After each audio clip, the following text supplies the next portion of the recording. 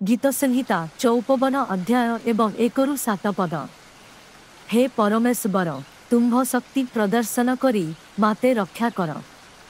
तुम्भ महापराक्रम शक्ति व्यवहार करी प्रमाण कर ये मु निरीह।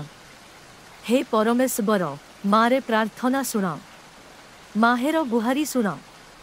अपरिचित लेकमाने कहे परमेश्वरंकु उपासना करंती नाही।